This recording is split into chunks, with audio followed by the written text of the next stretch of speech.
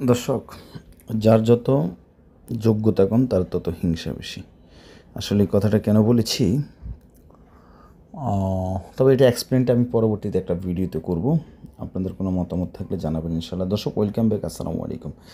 তো এটা হচ্ছে আসলেই আজকে যে ক্লাসটি আমি তৈরি করেছি, এটা খুবই গুরুত্বপূর্ণ শব্দ যেগুলো দৈনন্দিন জীবনে খুব বেশি ব্যবহার হবে, এবং শব্দ মুখস্থ হওয়ার পরে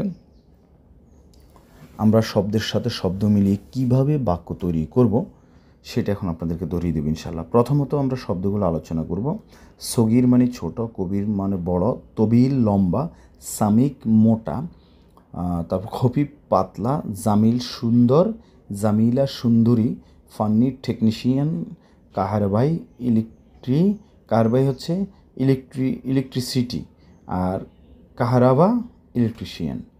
এখন শব্দগুলো কী করতে হবে, যদি আপনি নতুন হয়ে থাকেন প্লিজ স্কিপ করবেন না কথাগুলো। আমি কিন্তু আমার বাস্তব অভিজ্ঞতা থেকে বলতেছি।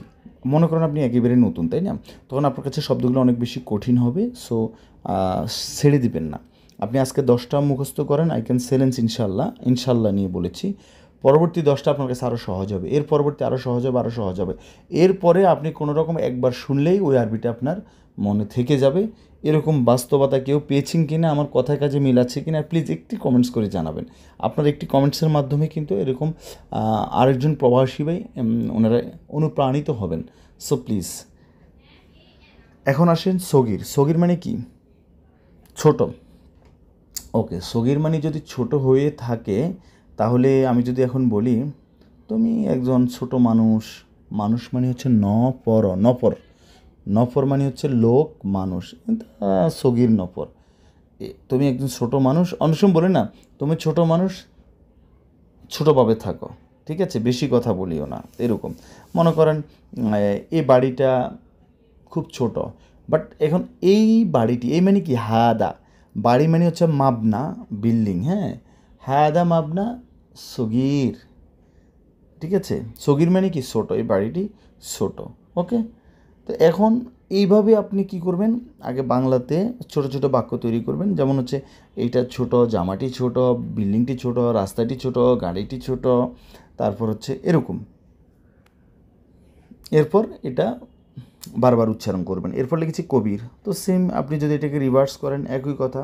সগীর মানে যেমন ছোট, কবির মানে বড়, বাট আগে ভালো করে মুখস্থ করতে হবে। যেমন হচ্ছে, তারপর আমি আরেকটা বলি,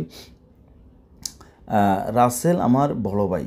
কে আমার বড় ভাই? রাসেল আমার বড় ভাই। তাহলে রাসেল মানে কি? রাসেল মানে রাসেল আমার বড় ভাই। তা আমার মানে কি? হাগ্গি, ঠিক আছে। রাসেল, অথবা রাসেল হাগ্গি কবির আখুই।